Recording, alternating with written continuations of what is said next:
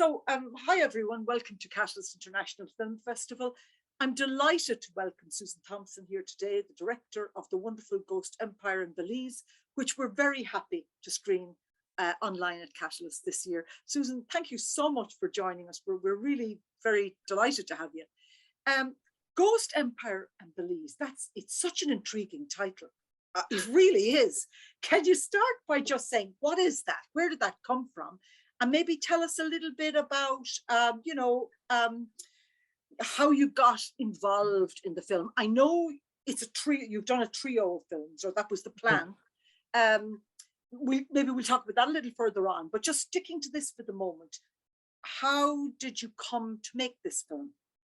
Sure. Well, thank you very much, first of all, because I'm delighted to be screening with Catalyst. So yeah, and best of luck with the hybrid format and everything. So I've been working on this for a decade, really, the Ghost Empire series of films now.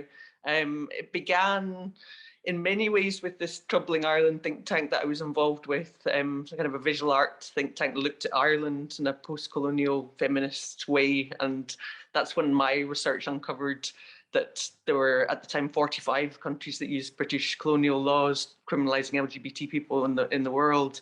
It's now 34.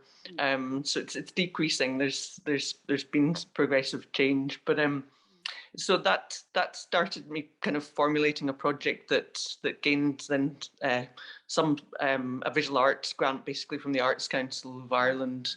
And then I began working on films about Singapore and constitutional challenges being taken there, for a film there, and also one in the north of Cyprus and the kind of unrecognised north of Cyprus. I'm feeling and hearing, Susan, a very personal passion from you.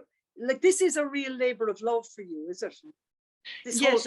Yeah, it must be. Because it must be. I mean, I'm sort of been questioning myself, really, and particularly in terms of this film. I mean, it's because it's taken a long time. You know, this is. I mean, I began it probably 2014, 15. 2014 I first met Caleb for this film, Ghost Empire Belize, who's taking who took the constitutional challenge. Yes. That for him it took nearly a decade, really, before finally successful on appeal. I mean, it was successful in the first verdict, but then there was an appeal, a partial appeal by the government and the Catholic Church. But I too have been kind of involved with it for many years now. So yes, I agree. I think that there must be something very deep rooted, really, about this whole project. Because I was planning to stop at Belize, but I've actually just been away in Mauritius filming the two constitutional challenges there, and also meeting Chagos Islanders who just returned from the ship from the Seychelles to the Chagos Islands as well. So again, kind of combining the different colonial legacies. Yeah. So just tell us, before we go on and speak a little bit more, like, is your background in sort of a visual art? Are you a visual artist, or as opposed to, we'll say, going to film school? And what was your route into filmmaking? I've crossed a lot of boundaries quite deliberately most of the time, but sometimes that's really helpful. Other times I sort of sit slightly uncomfortably between them. But my original background was studying French and German literature, actually, and then I moved into live performance, followed by going back and doing an MA in art, so various video art projects that then kind of started morphing into more kind of filmic projects. But I've also done a lot of writing over the years. So there's various different art forms, and I like to kind of. That's great. That's actually great. It's really interesting and all to the good, really. So let's talk about Caleb for a minute and his quest. First of all, I mean, these ideas of these laws being in place, such an affront to human rights, really extraordinary. But I'm thinking of Caleb, really, and taking on a project like that, the system, battling with something. I mean, it's fine. We're here today and we're going, and it was a success, and finally won out. But there must have been pretty dark days along the way when it didn't seem to win out. I saw somewhere that, you know, this idea that it was a psychological profile of Caleb. And indeed, you know, that is in one way an interesting way of looking at it. Can you tell us a little bit about him? Like, what kind of a person is he that really thought, right, I'm going to go after this? Because it's no small ask, is it? No, I don't know if he initially realized quite the length of the journey that he would be embarking on either, though. But I think he is actually quite a special person in a very positive sense. I think for me, he's been kind of like a slow burn. I think we've got to know each other. I think initially he was a little bit defensive because a lot of people have come and gone and been slightly interested in his case, and then have not really stayed the course. So, but we now have a very sort of good bond, and I think he's someone with a lot of depth and integrity, and just a very sweet person in a kind of. But also, I mean, you have to have strength to undertake something like that. So I think he was just willing. And Susan, it's interesting because when you're looking at him and when you're hearing his story, you know, he's quite, in some ways, softly spoken individual. Yes, obviously very resilient and clearly very determined, but you'd need some very special strength inside. But in a way, sometimes the exterior doesn't fully convey the depth of that strength that he must have. Yes, because I think he can come across as just, you know, I don't know, like well, particularly when he's slightly younger, because you see him aging during the film when he's kind of, you know, slightly elfin-looking boy who's just quite, you know, I don't know. So yeah, I know what you mean, that you don't necessarily see, you know, Gandhi or something, you know, like the, but I'm not sure to what extent. I think he's probably changed and evolved during it as well. I remember talking to somebody in one of the NGOs who was there right at the beginning with him when he first sort of filed the claim, and they said even his public speaking has changed enormously from those days when, you know, he didn't necessarily have all the right words, and you know, now he's a very accomplished speaker, and obviously he's been to all these very, you know, important events. So I think it's probably changed him as well. But obviously to be willing to do that and to want to make change in his country, you know, there had to have been something very strong within him as well. But it's interesting, isn't it? Because this notion of the power of one. I mean, I know ultimately when anything starts, you gather people and it becomes a movement and a force. But you know, it always has to begin with a person who feels there's an injustice being done and who's prepared to speak out. So I'm just wondering, I know that you're saying that over time, obviously he changed and, you know, he developed, of course, and visually you can see that. Did he become more accomplished at strategy? Did he, like, were there things he learned, do you think, in terms of how best to take that system on? Did he become more, you know, worldly wide, if you like, as time went on? Probably, yeah. There's the two things that crossed my mind there. When he was talking in the film actually about the Belize ambassador saying to him, you know, early on, you know, this is great, but could you just maybe put in a good word for Belize now and again when you're speaking? So, and then, you know, at the end, they're talking very, very sort of positively about some of the changes that were beginning to happen really the last couple of years. But I don't, maybe I was overstating how solitary it has been for him, because initially it was UNIBAM, the organization that he heads, that took the case, and it was a locus standi issue that meant that he had to take it himself alone. Yes. But also he had huge family support actually from his like biological family.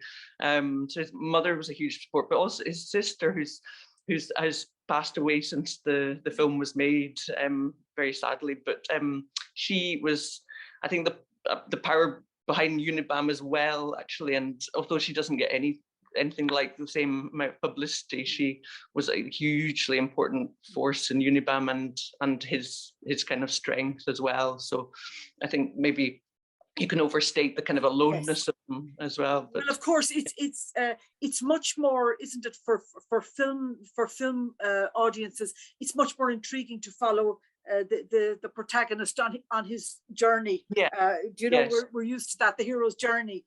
Whereas, of course, you know, as you say, there are people behind. Nonetheless, it still must have been quite lonely to be putting yourself out there and be the identifiable face, I'm sure.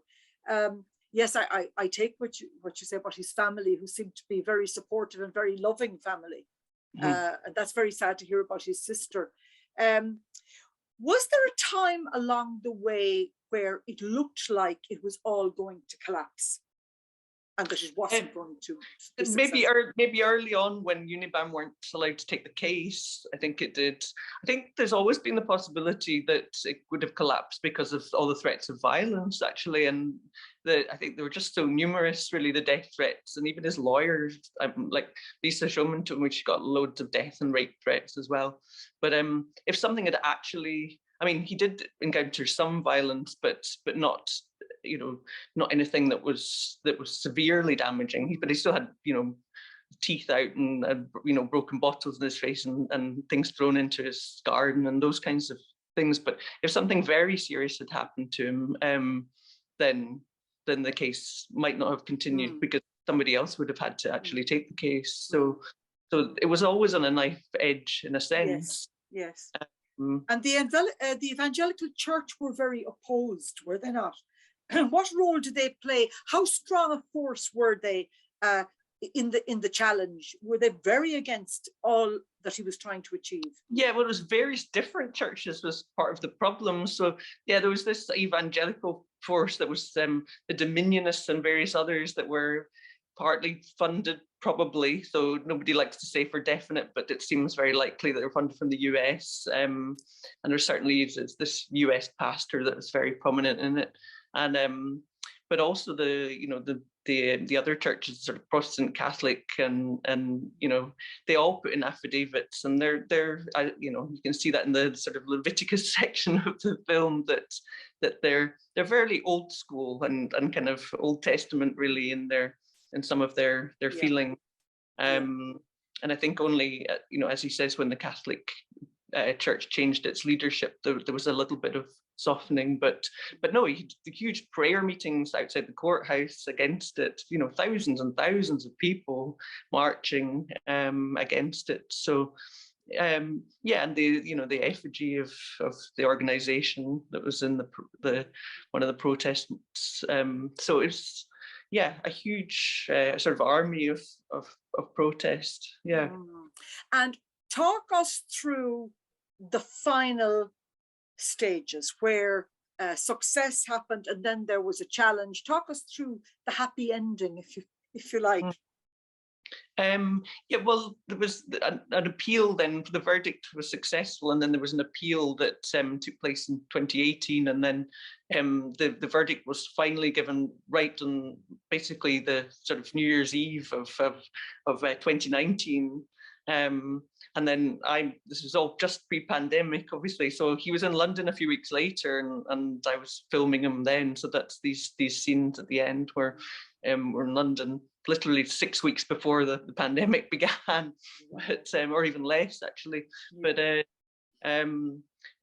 then, yes, I mean, absolutely delighted. It looked at that point as if all the kind of the Equal Opportunities Bill was set to pass. I mean, that's still sort of, you know, shelved at the moment, but it really looked as if the country was very much changing. And yeah, he was delighted really in himself, but he was still encountering all the same protests, but just over the Equal Opportunities Bill as opposed to over the case. So, and then he was talking to me about Guatemala. So I think, you know, I think he's now got this very public profile that he can do. You know, it's probably very good for him in terms of his career moving forward, whatever he decides to do with that. Yes. And I'm just thinking there, you know, you can have change in laws and you can have movement, but of course, cultural change and bringing people with you, that doesn't always follow the same trajectory, does it? So, I mean, the fury and the marching and all of that, is that something, is that sort of still ongoing there? Is the is the anti kind of equality, shall we put it, brigade still very much against social change in that way? Yeah, I think there has been a lot of discussion about the Equal Opportunities Bill, because it was just seen as too radical, and I think even some Indigenous communities had problems with some of the gender politics of some of it, and just various different types of communities actually all had different issues with it, really. So and people they're worried about, you know, same-sex marriage happening and all these things, you know, that other countries have then moved to, really. And I think the bill included things like, you know, rights for intersex people, and that was just like one step too far for some people, that this is, you know, but you know, it's all good stuff, and I think it just takes time. But you know, it is a country that has a huge amount of poverty, and yes. You know, it's not. I mean, there's all the legacies of colonialism and slavery, yes, and all the rest of it. But so it's not a terribly wealthy place. But there's definitely a lot of progressive stuff happening as well. It actually has a, you know, a tolerant aspect. It's just that religion is also quite important there, and yes. But and many of the, of course, many of the issues we've touched on there, you know, they're not 100 miles away from what we would know ourselves here in Ireland in the past. Yeah, indeed. So look, wasn't it wonderful that you got the whole thing done before the pandemic started, and all the repercussions? I mean, that would have made it extremely difficult to finish up. Yes, actually, it was great in a way that I had such a big project that needed finished because it was perfect for a lockdown, really. It sounds as if it's just the job.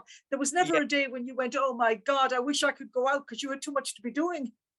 Well, it was definitely great. It was at times, it was like a refuge, actually, because I could just watch, you know, footage of Belize, or kind of like a normal looking London, yes, and just kind of work away and immerse myself in it. So exactly.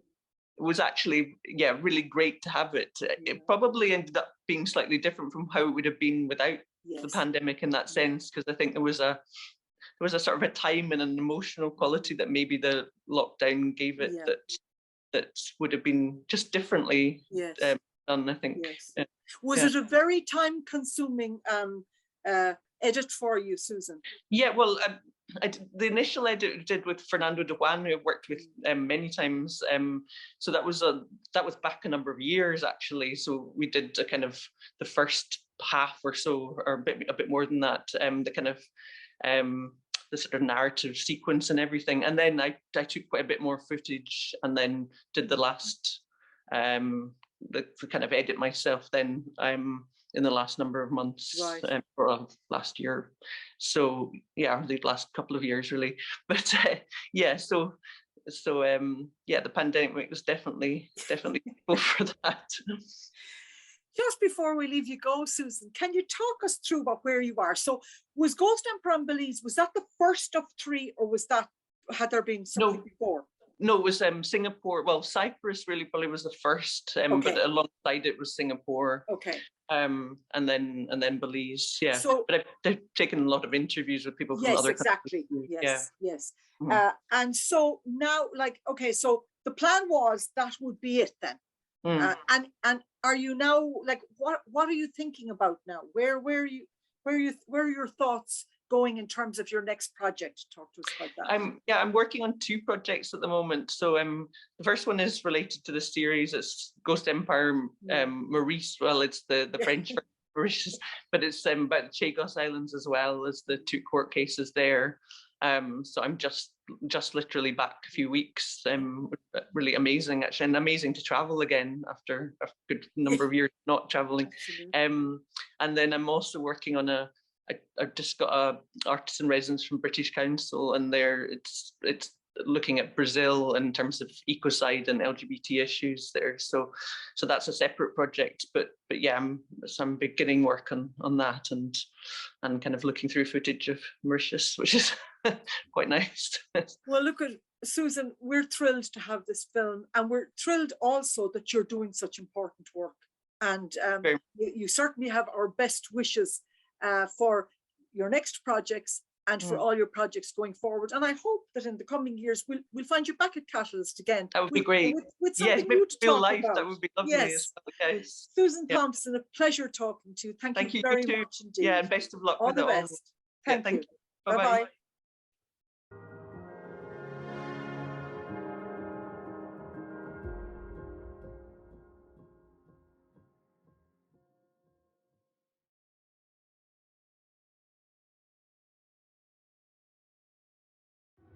RTE supporting the arts. Supporting artists. Supporting us.